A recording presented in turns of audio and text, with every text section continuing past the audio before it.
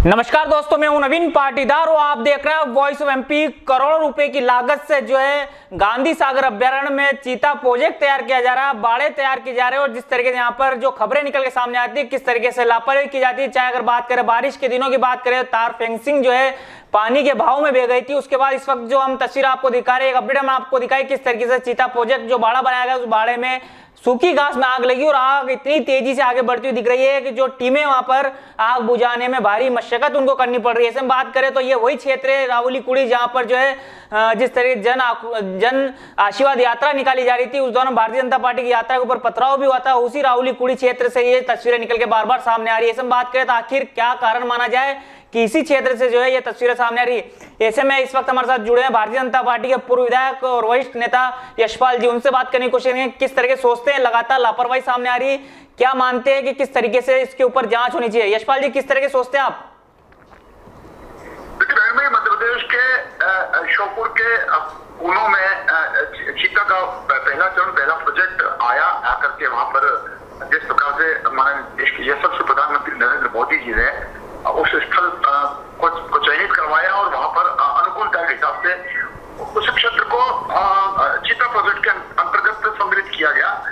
उसके बाद फिर एक रिपोर्ट और तैयार होती है और जब ये चीज सामने निकल के आती है कि मंदसौर और नीमच जिले का एक महत्वपूर्ण हिस्सा जो गांधी सागर क्षेत्र जलाशय कहलाया जाता है और यहाँ पर पर्यटन की लगातार संभावना बढ़ने और बढ़ी जाने की बात की जाती है।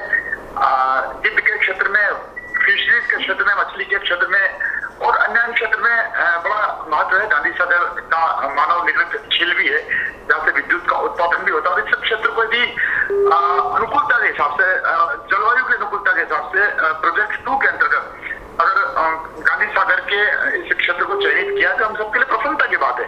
लेकिन चिंता की बात भी नवीन जी इस बात को लेकर के कि हालिया जो जुलाई अगस्त में जो बाढ़ का सीजन था, बाढ़ जब आई थी वर्षाकालीन सत्र में, तब जो निर्मित और निर्माणाधीन बाड़ा था वो बाड़ा बह करके चला गया था, जिसके बारे में मैंने भी चिंता करके और उच्च अधिकारियों का भी और जनप्रतिनिधियों का ध्यान मैंने इसे आकर्षित करा था। और आज जब मैं सोशल मीडिया पर विजुअल देख रहा हूँ, जो मैं रिपोर्ट सुन रहा हूँ कि उसी बाड़ा क्षेत्र में जहाँ पर पहले भी ये क्षतिग्रस्त हुआ था और आज वहां पर आग लगने की घटना हुई है। देखिए, जब ये इतना महत्वपूर्ण प्रोजेक्ट है जिसमें चीतल आ रहे हैं, लेपर्ड्स को वहां से हटाया जा रहा है, तेंदुओं को वहां से भगाया जा रहा है, चीतों के लिए पूरा ट्रैक सुरक्षित किया जा रहा है, तो ऐसे में असुरक्षा के मामले सामने आना असावधानी की ओर इंगित करता है, जिम्मेदारी की ओर इंगित करता है, लापरवाही की ओर इंगित करता है। और इसमें मैं समझता हूँ कि नीमच जिला और मंदसौर जिला के प्रशासनिक अधिकारी, वन विभाग के अधिकारी, दोनों जिले के आला अधिकारी, इन सबको इस बात को लेकर के और गंभीरता से गहराई से तह तक भी जाना चाहिए कि ये आग लगी है या आग लगाई गई है।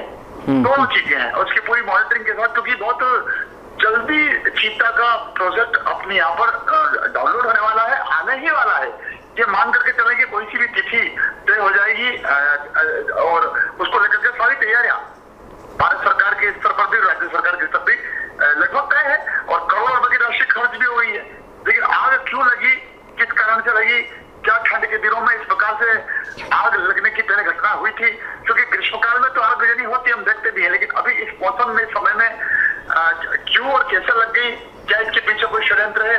क्या इसके पीछे कोई तत्व है जो इस प्रोजेक्ट को ब्रेक करना चाहते हैं, रोकना चाहते हैं? इन सबका जो जिम्मेदारी है वो जिला प्रशासन की है। और जिला प्रशासन के साथ साथ अगर आप देखते हो, मेरे को जानकारी मिल रही है, फीडबैक मिल रहा है कि नीमच से, रामपुरा से, भानपुरा से, अनेक स्थानों से फायर ब्रिगेड जा रही है, अग्निशमन दल जा रहे हैं और काबू पाया जा रहा है, पाए जाने की कोशिश की जा रही है। अब अभी चीते आए नहीं, उसके पहले इस प्रकार का भयावह दृश्य सामने आ गया है, तो इसकी चिंता स्वाभाविक है। यशपाल जी, अगर बात करें तो जिस तरीके से आपको पूरा घटनाक्रम भी पता होगा, किस तरीके से क्षेत्र जब आपकी भारतीय जनता पार्टी की जन आशीर्वाद यात्रा निकल रही थी, जिसमें इस वक्त जो प्रदेश के मुखिया हैं मोहन जी, उस वक्त जो है यहाँ पर इस यात्रा में शामिल थे, उस वक्त तो सीएम भी नहीं थे वे, लेकिन जिस तरीके से यहाँ पर पथराव हुआ था और वही रावली कुड़ी क्षेत्र है जहाँ पर बार बार घटनाएं सामने आ रही है। इस वक्त भी जो तस्वीर निकल के सामने आ रही है कि रावली कुड़ी के पास में जिस तरीके से वहां पर आग लगी, तो क्या मानते हैं पूरे इसकी जांच होनी चाहिए कि इस क्षेत्र में लगातार विरोध भी किया जा रहा है चीता प्रोजेक्ट का?